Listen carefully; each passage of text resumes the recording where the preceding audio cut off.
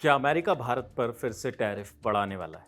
क्या 50% वाला टैरिफ अब 75% भी हो सकता है? ये सवाल इसलिए उठ रहे हैं क्योंकि अमेरिका के वित्त मंत्री ने अपने बयान में कुछ ऐसे ही संकेत दिए हैं। अमेरिकी वित्त मंत्री स्कॉट बेसेंट ने 7 सितंबर को कहा कि अगर अमेरिका और यूरोपीय संघ रूस से तेल खरीदने वाले देशों पर और कड़े प्रतिबंध लगाए तो रूसी अर्थव्यवस्था पूरी तरह से चरमरा जाएगी। इस बयान में भारत का नाम भले न लिया गया हो, लेकिन इशारा साफ था क्योंकि अमेरिका रूस से तेल आयात करने को लेकर पहले ही 25% अतिरिक्त टैरिफ भारत पर लगा चुका है। इसी वजह से भारत पर कुल टैरिफ दर अब 50% हो गई है, जो कि वैश्विक स्तर पर किसी भी देश पर लगाए गए सबसे ज्यादा टैरिफों में से एक है। अमेरिका का आरोप है कि भारत रूस से तेल खरीद यूक्रेन के साथ युद्ध में मदद कर रहा है। हालांकि भारत ने इस तरह के सारे आरोपों से इनकार कर दिया है। एनबीसी न्यूज़ को दिए एक इंटरव्यू में अमेरिकी वित्त मंत्री स्कॉट बेसेंट ने कहा कि राष्ट्रपति डोनाल्ड ट्रंप और उपराष्ट्रपति जेडी वेंस ने यूरोपीय आयोग के अध्यक्ष उर्सुला वॉन डे लेयन से बहुत महत्वपूर्ण बातचीत की। इसके बाद यूरोपीय आयोग ने भी उनसे इस बारे में चर्चा की कि रूस पर और ज़्यादा दबाव डालने के लिए अमेरिका और ईयू क्या कदम उठा सकते हैं। अमेरिकी वित्त मंत्री ने आगे ये भी कहा कि अमेरिका रूस पर दबाव बढ़ाना चाहता है, लेकिन इसके लिए यूरोपीय देशों का भी समर्थन जरूरी है। अब सवाल यह है कि यूक्रेनी सेना और रूसी अर्थव्यवस्था कितने समय तक टिक सकती है।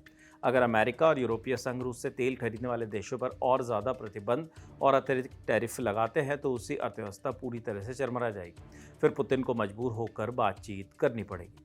बेसेंट के बयान ऐसे समय में आए हैं जब ट्रंप और पुतिन के बीच अलास्का में हुई बैठक यूक्रेन में युद्ध को खत्म करने या रोकने के समझौते के बिना समाप्त हो गई। व्हाइट हाउस ने कहा था कि बातचीत का मुख्य मुद्दा यूक्रेन युद्ध था, लेकिन लगभग 3 घंटे चली बातचीत के बाद रूस यूक्रेन युद्ध को रोकने पर सहमति बनने का कोई संकेत नहीं मिला।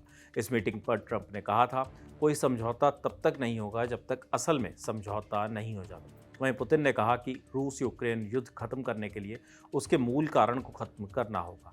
आपको बता दें कि यह युद्ध 1945 के बाद यूरोप में सबसे घातक संघर्षों में से एक हो गया है, जो पिछले 4 साल से जारी है। नोबेल की ख्वाहिश रखने वाले ट्रंप के लिए रूस और यूक्रेन युद्ध रुकवाना एक बड़ी चाहत थी, लेकिन वो पूरी होती फिलहाल तो नहीं दिख रही। ट्रंप रूस और यूक्रेन में संघर्ष रोकने में नाकाम रहे हैं, क्योंकि उन्होंने जनवरी 2025 में दूसरी बार पद संभालने के बाद जल्द ही युद्ध खत्म करने का वादा किया था। वैसे तो ट्रंप प्रशासन भारत पर रूस से तेल खरीदने के आरोप लगा टैरिफ बढ़ा रहा है, तो यूरोपीय देश के रूस के साथ व्यापार पर कोई एक्शन क्यों नहीं कर रहा है। भारत ने पश्चिम के साथ इस दोहराव पर भी सवाल उठाया, क्योंकि कई यूरोपीय देश भी बड़ी मात्रा में रूसी ऊर्जा खरीदते हैं, लेकिन उन पर ऐसा कोई प्रतिबंध नहीं लगाया गया। स्कॉट बेसेंट ने भारत पर टैरिफ बढ़ाने की बात पहली बार नहीं कही। ट्रंप और पुतिन की मीटिंग से पहले भी वित्त मंत्री स्कॉट बेसेंट ने ये कहकर खलबली मचा दी थी कि अगर ट्रंप और पुतिन की बातचीत में कुछ नतीजा निकलकर नहीं आया तो भारत पर टैरिफ और बढ़ा दिया जाएगा।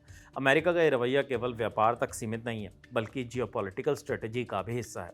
ट्रंप प्रशासन ने रूस और चीन पर नए प्रतिबंध लगाने में हिचकिचाहट दिखाई है।